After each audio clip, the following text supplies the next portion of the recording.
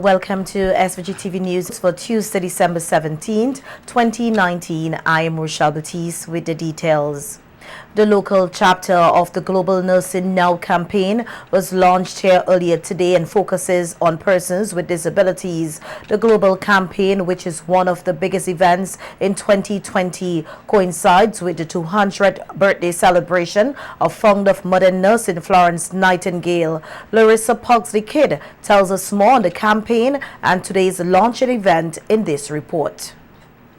The local chapter of the Global Nursing Now campaign is expected to focus on persons with disabilities under the theme, "We Are Here, Include Us." The global campaign was launched in February 2018 across 6 regions and is a World Health Organization and International Council of Nurses initiative, which aims to meet the Sustainable Development Goals by strengthening nursing and midwifery. At today's launching event, keynote speaker, retired Chief Education Officer Beverly Neptune, stressed the need for inclusivity of persons with disabilities, not only in SVG but region-wide. Other employers, public service providers, civil society, affiliated organizations must adopt new ways of thinking and acting and implementing solutions. I'll tell you what has been one of our weaknesses in the region. We're very good at starting things, but there has always been a lack of follow-up and sustainability. So nurses, now you need to ensure that your campaign and your work becomes sustainable. The local chapter of the Nursing Now campaign is headed by Chief Nursing Officer Peggy De Silva. De Silva said a number of programs will be rolled out for persons with disabilities, which will continue into next year. Letters were circulated to churches in commemoration of International Day of Persons with Disabilities on Tuesday, the 3rd of December 2019, requesting that they recognize and say a special prayer for persons with disabilities during their service. We liaise with the principal, School for Children with Special Needs, to design a course in sign language specifically for nurses and other healthcare professionals, nurses, doctors, pharmacists, etc. Also delivering an address at today's launching event was PAHO's Country Program Specialist, Nicole Slack-Liburd, who stressed the importance of nursing and midwives in the health sector. That we would have conducted an activity where you would have gone into the various communities to better assess the situation in terms of your population that you are trying to reach. And I commend you for this, and PAHO, of course, would continue to support your activities and initiatives in regard to research. Minister of Health Luke Brown lauded the Nursing Now organization for the campaign and its chosen theme, while also emphasizing the important role of nurses in SVG. Because even though we make progress, it mustn't cloud our minds to the fact that the work is not yet done. That this is a journey that essentially will never end. That we must be striving continuously for improvement. At today's launching event, a parent of a child with a disability related her experience having a child who is differently abled. People with disability. Don't limit it to the things that you think, standard healthcare things. We need that kind of support, and you as nurses are in a space, you see us first. You see us in the clinics, you see us in the public health spaces. You can do a lot for us. The Global Nursing Now campaign is expected to run until December 31st, 2020, shining a global spotlight on nursing and midwifery. For SVG-TV News, Larissa Pugsley-Kidd. More than 100 nurses are listed to receive outstanding allowance payments amounting to approximately 1 million EC dollars just in time for Christmas. This was announced today by Minister of Health Luke Brown at the launch of the Nursing Now SVG campaign. The government, recognizing this fact, has taken several measures, has embarked upon initiatives which are meant to precisely give effect to the centrality of the role of the nurse in our local situation. You would know that we have taken the important step to correct a matter which remained unsettled for too long, and a step which will see several of our health professionals, nurses and nursing assistants, and including staff nurses who have now been promoted to various positions of management, receive outstanding duty and transport allowances in their payment packages this Christmas. So it means that some 100 or so persons would have the benefit of over $1 million which was owed to them and accumulated over a period of time. This is going to be a great Christmas. Noting that the payout was long overdue, Minister Brown encouraged the nurses to continue to give of their best in providing quality health care for all. Quite apart from settling this matter, we are putting administrative and there was a lot of painstaking work done in the ministry to make sure that this was sorted out over the course of several months. And we have resolved ourselves to make sure that no nurse, and in fact no one who is on staff, would have to suffer the fate of going for an extended period of time without allowances again in the future.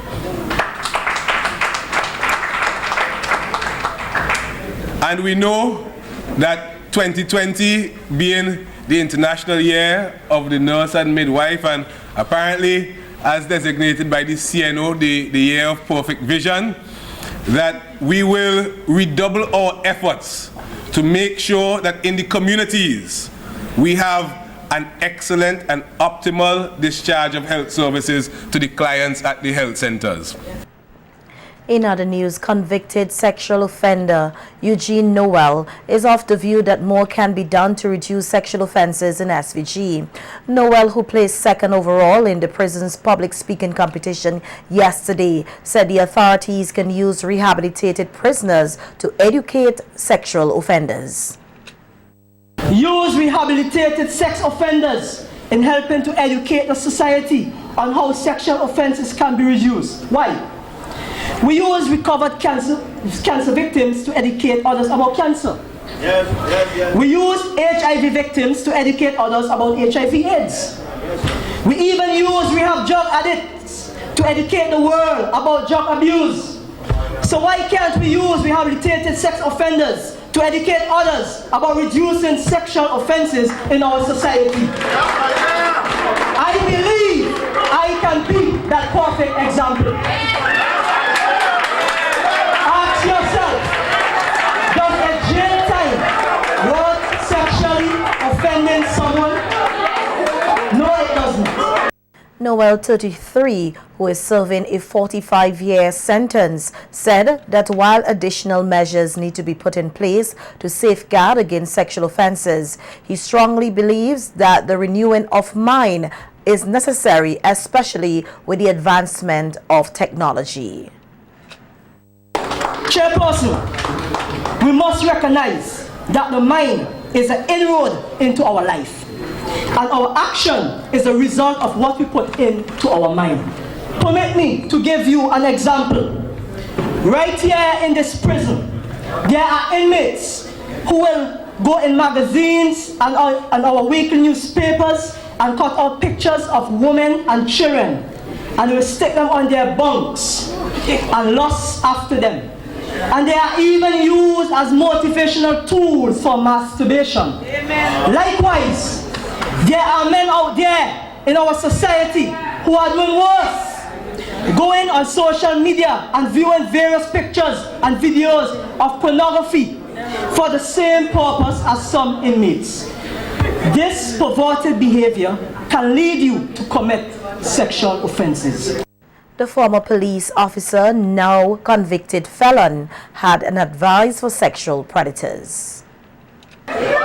So respect yourself by respecting the decision of others. Silence does not give consent to have sex. If a girl consents to have sex with you, do your research about her age before having sex. Practice abstinence by training your mind in controlling your sexual desires. According to biblical principles, sex is for married people. So wait your turn. In conclusion, undoubtedly, you cannot have a positive life with a negative mind.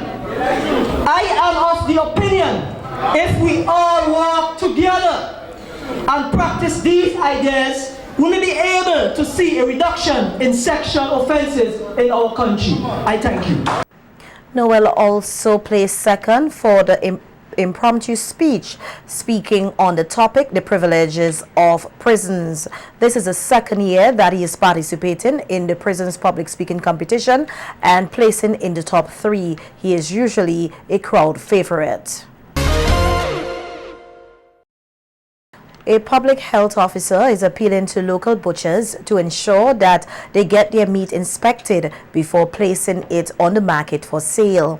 During a recent training exercise hosted by the Public Health Department, several health officers were provided with theoretical and practical training to boost their capacity to deal with the hectic season. Bhavin Oliver tells us more in this report.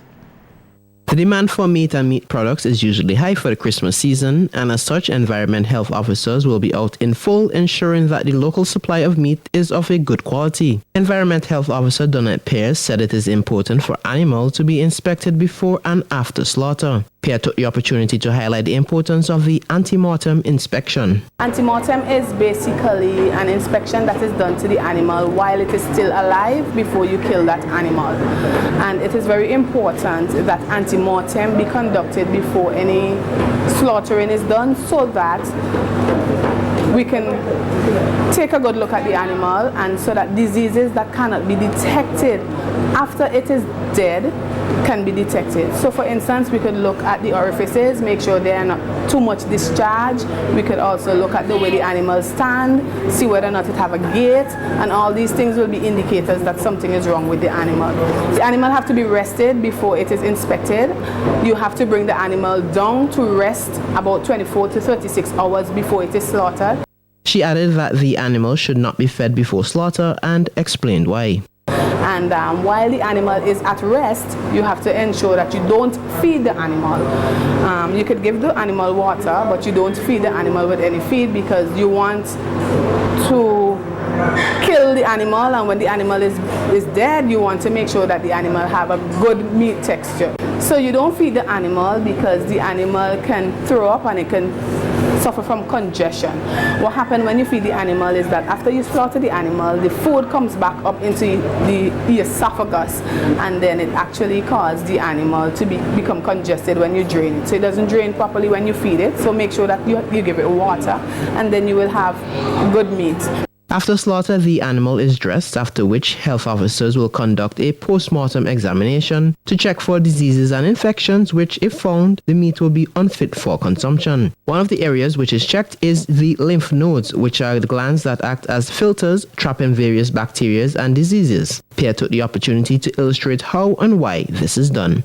The other node that we're looking at is the one in the shoulder. The one in the shoulder usually drain any kind of disease that comes from the head and the upper part of the body. So right here, after you cut, you look at the spots, make sure it have no abscess, no lumps, and make sure that its integrity is there.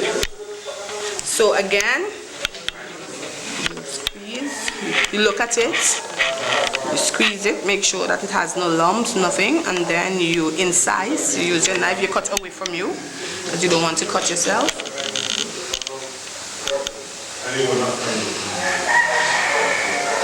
And you squeeze to make sure there are no pus, no inflammation, and nothing else. So after this inspection is done, the butchers will be given a certificate, and the certificate is to say that the meat is wholesome and fit for human consumption.